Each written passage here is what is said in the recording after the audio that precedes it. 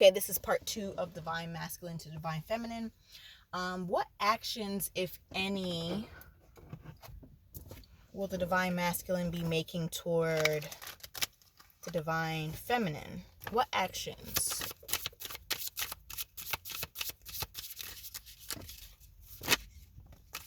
Whoa. Okay, we got some jumpers here.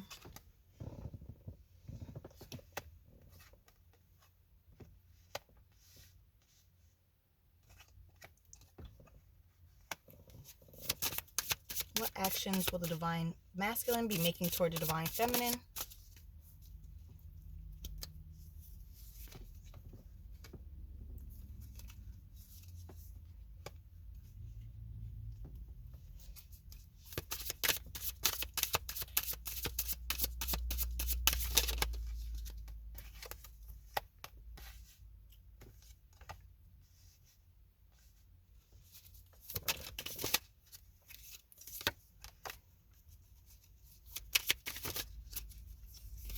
All right, so the Divine Masculine is looking like, if I had to guess or read the cards, within the next 1 to 2 weeks or 1 to 2 months, the Divine Masculine will be making some sort of action. The Divine Masculine may be coming forth and sharing some of their thoughts about you, about the connection, and maybe a small offer or maybe even a big offer of, a leap of faith of coming forth and saying, hey, let's get together. I want to tell you what's on my mind. I've awakened to just some epiphanies about how much I do care about you, how much I do love you, how much I want to move forward. Or, I'm looking at my life and I'm pondering on thoughts and feelings. I want to be more consistent in your life, and I want to be more consistent in your life. I feel like, this Divine Masculine could also share thoughts of, like, I feel like, we're meant to be in each other's life. You may get invited to a trip, invited to their home, but they're in a space right now where they don't want you to feel left out in the cold anymore. They have awakened to the fact that you not being in their life much is actually a big deal. Them holding on to this poker face of feeling like, oh, I could take or leave this person, that's no longer gonna fit or cut it here anymore. The Divine Masculine is seeing hints of your name or hints of the connection, or things that they are now starting to see that they want in their lives are things that you actually offered. What you offer are big things to them. You may have a unique connection where you're the only person who they confide in. You're the only person who they can be open, honest, and transparent with. The only person who they can actually share their feelings and you not judge them. So, they're coming out of looking at things from this skewed tunnel vision perspective, and they're heeding the call of the divine, or of their higher self, and realizing that you are actually someone who means a lot to them.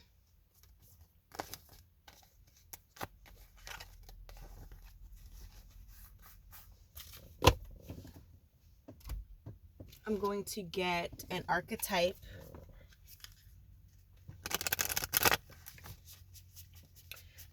to close the reading. And maybe this archetype will give us some advice. Some advice for the Divine Feminines and Masculines out here on this connection. Oh, we have one. Thanos and the Hunter. We have two. Sorry. Thanatos and the Hunter. Let me get the book.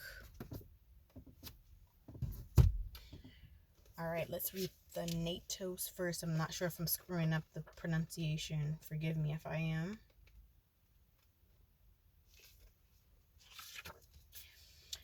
This is a card that talks about the energy of the Death card in the tarot deck, which is about transformation. It's about not actual death. It's talking about a butterfly coming from a state of a caterpillar. So this is probably indicative that the Divine Masculine is going through some sort of transformation phase. Let's read on. Facing Thanatos or aka death, leads to aletheia, which means truth. There are those with a great gift for navigating Thanatos energy. Thankfully, we find those generous souls in emergency rooms, hospital, hospice centers, and the like. This is the same nurturing spirit that the divine feminine offers to the divine masculine, and that's why there's so much attraction, and it's so destined and fated with those Wheel of Fortune cards that come up. This is definitely something that the divine masculine doesn't take for granted. They are starting to see, he or she, whoever they resonate with, are starting to see that you are someone that they need in their life. The distance is starting to show that you're definitely missed.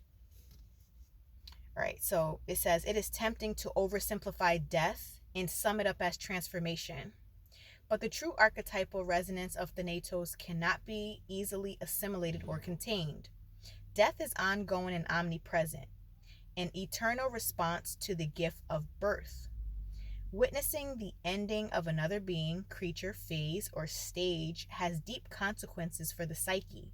We are forever changed by Thanatos as it sweeps us under its wings, making us relinquish control in every form.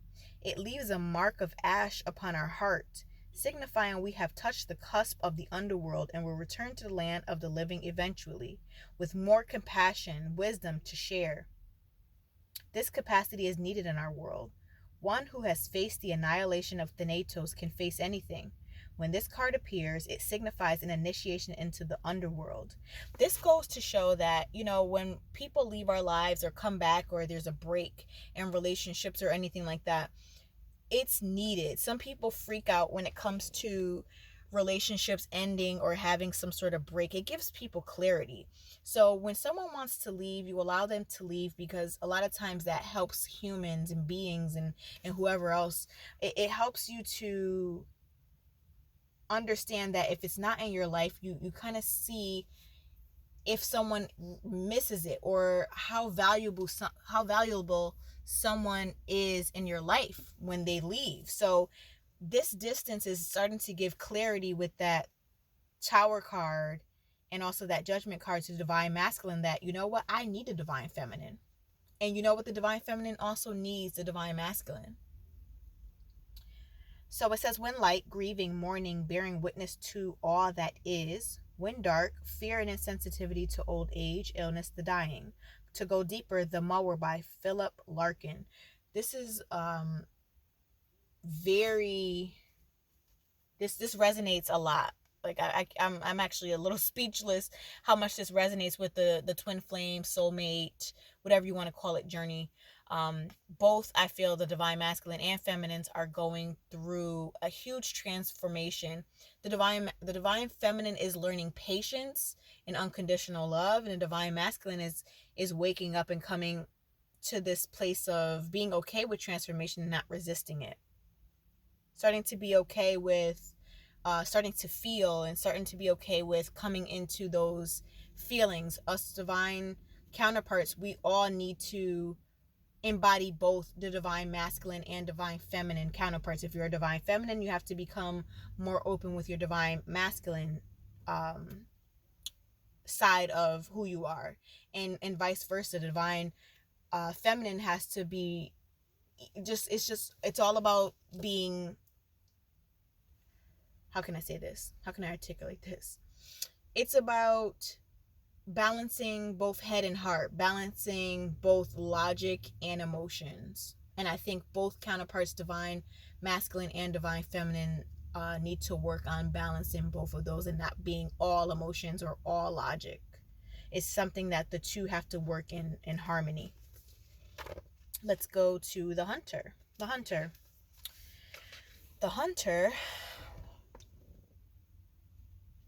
it says, study the Greek goddess Artemis. Notice her nuanced relationship to the moon, the earth, and the feminine. The predator honors its prey with a precise and skillful hunt. The hunter deeply reveres the life it aims to take. When you activate the hunter archetype, you are aligning your energy with the great creatures of the world: the lion, the wolf, the tiger, the shark. Do so with care. The hunter is the seeker, the pursuer, the predator. The hunter hunts. They are on a precise mission with an aim. To return home empty handed would be a fail, which is not an option in the hunter's eye. This archetype will journey far and wide seeking the prize that calls to its heart or stomach. Tales of bravery and feats of strength often result, creating a life full of adventure. The hunter is skillful, quick, decisive, and results oriented. Like the great hunting goddess Artemis, who carries her quiver upon her back, the hunter typically has a weapon of choice. When this card appears, it is critical that you ask three questions. What am I hunting? Why am I hunting it? Is the weapon I hold so tightly in my grip truly needed for the task at hand? When light, focused, energized, respectful, seasoned. When dark, irresponsible, violates, violent, poaching. Go deeper. Frida Kahlo's The Wounded Deer. I think this is talking about the strength of both the divine masculine and feminine coming into a very decisive energy. I know when the divine masculine can be in their beginning stages of awakening, one can be very indecisive and flaky and inconsistent, and coming into this hunter energy after going through this thanatos, which is that death, that transformation, it's something that can teach great lessons. It's something that that comes into balance after the transformation. It's almost like we're all shedding our skin like a snake. We're all going from um, that grounded energy and working our way all the way up to that air energy, that grounded energy of the caterpillar, all the way up to the air energy, which is the butterfly. This is a very deep reading. I hope it resonates with you. Let me know down in the comments. I appreciate your time. Thank you so much. And again, if you need a reading, all of that information is in the description box. And if you'd like to donate to the channel, that information is in the description box as well. Thank you so much. I appreciate your time. Until next time.